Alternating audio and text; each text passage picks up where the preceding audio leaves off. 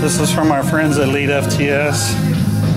When you get old like me, you know, actually, so here's a story to tell you. I remember when I was in my 20s and I used to see all the guys coming in, putting this balm on their knees and their elbows, and I'd laugh at them. I'd say, if you guys knew how to train, you wouldn't have that problem.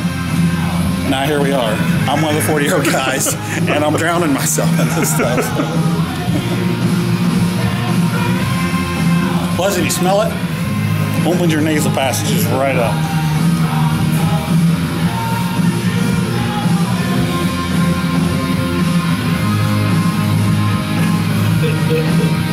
So what's the purpose of it, John? What's it do with it? Basically, it just brings blood in there. It warms everything up.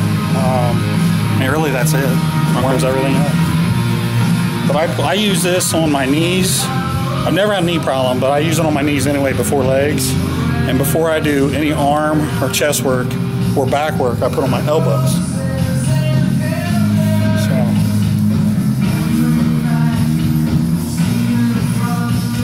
good stuff.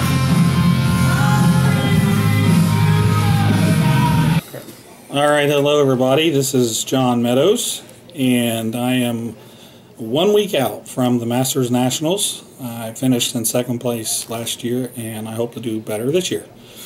So we trained back today, and if you're wondering who the huge ball-headed guy is, that's Mitz up here. He's a pro that came in from Canada that trained with me for a couple days and make sure I'm not slacking on the job. And we trained back. This was a fairly heavy back workout, but we stayed off our lower back because we have legs tomorrow morning at Elite FTS, and I'm sure we'll probably get some squats in. So we want a fresh lower back. So today we started with the exercise that I named Meadows Rows, the one-arm T-bar rows, and basically we did just sets of 8 until we got to about our third or fourth working set, and then we did what I call a challenge set. The challenge set is basically when you just grind out as many reps as you can possibly grind out, and you just put everything into it, your heart, your soul, everything. And I got, I think I did 23 reps on each side, and it was brutal. Then Amit, I think, knocked out 25 on each side, if I remember correctly. So from there, we went to, I got to think about this. So we went to cable rows, low cable rows. And really what I was trying to do there was just keep my elbows tucked in nice and tight, work on my lower lats. And I try to visualize kind of in my head striations going through my lower lats. You know, whether they're there or not, we'll find out next week. But I just kind of like to visualize it while I'm doing those. And so we knocked out some sets there, probably three or four good sets. And then, so we just did 2 rows, and I wanted to give our arms a break. So we went to, we were training at Metro Fitness in Worthington, which it used to be World's Gym. It's where Mike Francois and many other really good competitors have trained. And they have a Nautilus pullover machine. And I always thought that was a really cool machine. I always really liked it. But it's pretty rare to see those in gyms now. And, excuse me, what we did was, instead of doing a traditional kind of pullover with the machine, we were really just focusing on serratus.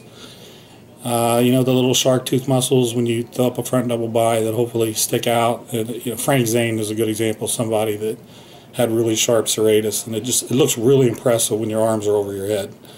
So you'll notice we're just doing a partial movement, and we're really just working the top of the movement, and we're stretching back pretty far, and we're trying to use our serratus just to pull the weight up 5 or 6 inches and keep tension on that muscle. And it's not a muscle like your calves where you're just going to feel them pump up and burn, but I do think that you can, if you align your body correctly, you can work that muscle pretty hard. So we did a few sets there, and I also did back on Monday, and I used 4 other completely different exercises. Anyway, so we moved on to probably it's a toss-up between calves and hamstrings, but I love to train lower body, so we did some calves. I train calves 5 days a week, and we just did a standing machine supersetted with a tibia machine, and on the standing machine we worked up to a drop set that was extremely painful. On the standing raises, I really like them because it forces you to work out of a stretch, and that's not something you really your calves are used to. You know, your calves, you walk around all the time on them, so they're a pretty tough muscle, and they're used to pushing, you know, pushing you into a kind of a contracted position, but they're not used to stretching. So we do a lot of really focusing on stretching at the bottom. Then the last thing I wanted to do today was, you'll see me just doing a set on a big blue ball. I don't even know what they call those things these days, for my abs. And you know, I'll explain in the video why I was doing that. I've had a number of surgeries, and my abs are held together by some surgical stitching, so it's a very tricky situation for me. I can't really crank on my abs like other people can, like I used to do. It just physically hurts. I can feel the stitching pulling. But I have to do a little bit so that the muscle will actually flex and it won't shake a whole lot on stage. So I just did a little bit there, and you'll see that in the video also. So we did some barbell shrugs, and nothing fancy there. I'd say the only thing different you might see me do is I pause them at the top and hold them. I've always felt like I got more out of doing a 200 or 300 pound shrug where I held the weight at the top for a second or two, as opposed to doing a 400 or 500 pound shrug and just basically bouncing the weight up and down. Well, this year, like last year, I've been really fortunate to work with Biotest again.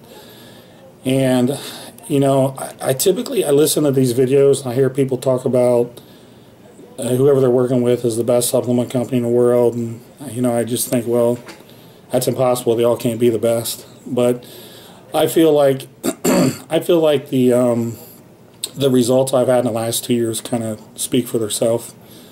I'm an old man. I'm over 40 now, and I've been able to gain, you know, in the last 2 years over 10 pounds of muscle, and I credit a lot of that to the intra-workout, the protocols.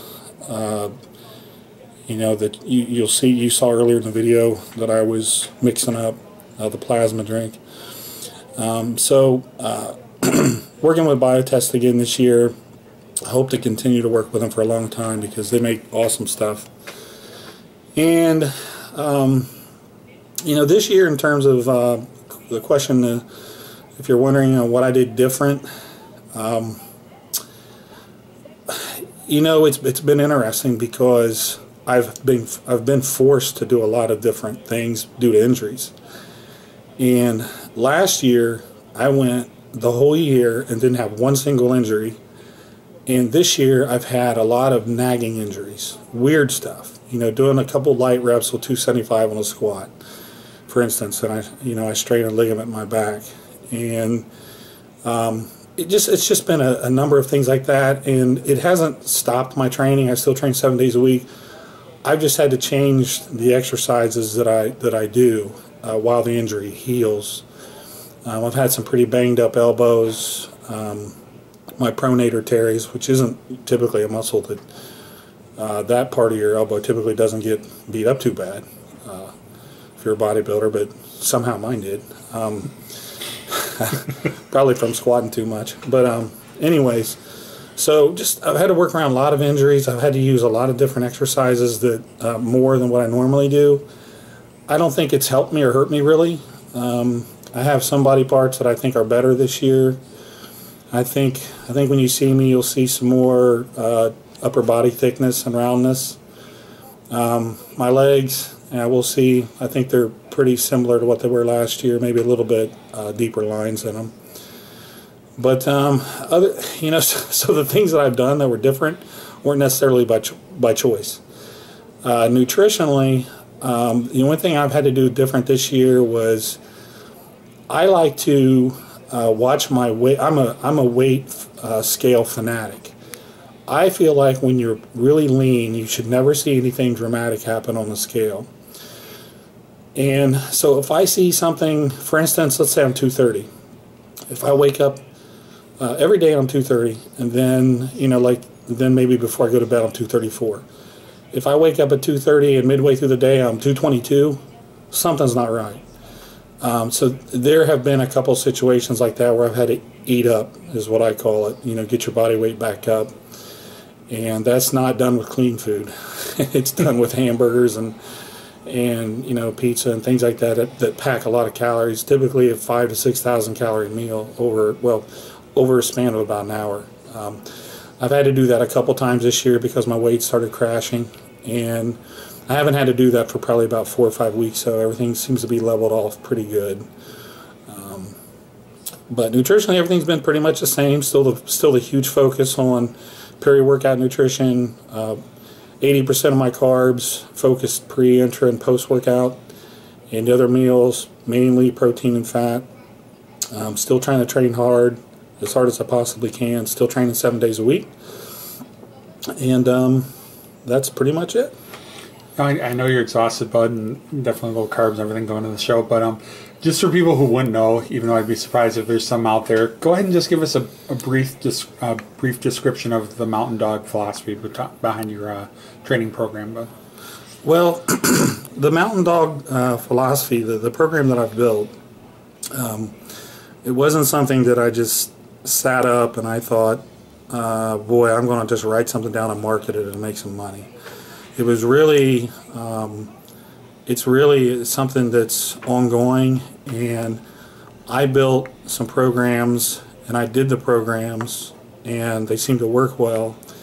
I had my training partners do the same work. I had guys that were ectomorphic, guys that are endomorphic. It didn't really matter. They were all gaining muscle and doing well. So I started putting some detailed documentation together. And if anybody has worked with me, they'll tell you that the workouts I send are extremely detailed and constantly evolving and changing. But so I put a pen to paper, and I put the workouts together, and I'll do a 12-week program, and then I'll build another one, and I'm up to my 14th one right now.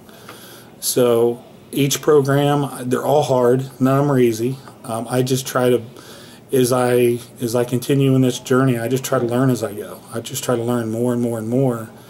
There is absolutely nobody in this business that knows everything there is about training and nutrition. You have to just keep learning and keep getting better. It doesn't mean you lose focus on the basics. It just means that there's more out there to learn. So, a couple years from now, I'll probably be working on program 20 or whatever. But it's a labor of love. I love thinking about my training, and I think it works. It's if I could, probably the short way to think about it is we do some muscle activation work to get some blood in the muscle. Then we typically do some heavier work with some explosive training. I like to use accommodating resistance, so you'll see a lot of bands and chains. You don't have to have them. It's just very nice to have. And we'll do a lot of pump work, stimulate maybe more sarcoplasmic hypertrophy as opposed to myofibrillar hypertrophy. And then, we get a muscle that's fully pumped, and sometimes we'll put it through a little fuller range of motion, more of a stretch. But so there's phases to the workout as you're going through. There's different goals as you go through. And, we have certain exercises that fit in certain spots in that rotation. And, so that's how it is right now. 6 months from now, I may change the whole thing. Who knows? But whatever I think is going to improve the program, I'm thinking about adding another phase with occlusion training, just because the science behind it seems really, really solid. But I can't put it in my programs yet because I haven't done it. I haven't had anybody else do it, so I don't, I don't want to just throw it in there just because it sounds cool. I want something that's in there because I've seen it work. I know it works. In the field experience and the trenches experience is paramount to me. So that's kind of it. So if someone's interested in looking at your workouts, or where would they go to find that? But is that on your website, or? Well, if you go to mountaindogdiet.com, you'll see I have a member website that's a little over $9 a month, and it has a lot of things in it. One of the sections is workout of the month, and I pull those workouts out of a program. So like if it's a leg workout, it's a leg workout that was actually part of one of my programs, and I think I've got, man, I think I'm up over 40 workouts now. I do one every month. I just keep building it. I have interviews on there with some of the smartest people out there, and I don't just mean guru coaches. I mean PhDs, guys that are in the trenches, really, really bright guys. This month's interview is with a guy named John Ivey, who wrote the book Nutrient Timing. Extremely, extremely intelligent gentleman. I have an In the Trenches section where I talk about exactly what I'm doing with IFBB pros as they prepare for contests. I have an advanced nutrition article every month, usually from Bill Willis. And if you guys have ever read Bill Willis' stuff, in my opinion, Bill is the best kept secret in this entire industry. If you read his stuff, he's amazing. And he's about to finish his PhD also, so I'm hoping I get to do a lot more with Bill. And then, you know, Scott Stevenson is another gentleman. Actually, he'll be competing at Masters next week too. Awesome bodybuilder, awesome guy, extremely, extremely intelligent. He writes a lot for me too, so you'll see his writings on the website as well. So I think we've assembled a pretty good team, and you know, have a Q&A on the website as well for members. So I'm kind of like one of those guys, you sign up and I'm on retainer. You know, if you pay your $9 a month, you can send me questions and I'll answer them. I don't always do it within an hour because I get about 300 emails a day, but I do answer every email I get. So join up, and I think you'll be surprised at the value you get. Okay. Well, sounds good, and we'll look forward to seeing you on stage. Hopefully get that pro card, bud. Thank you very much, and I'm looking forward to getting there. Okay. Take care. Good deal.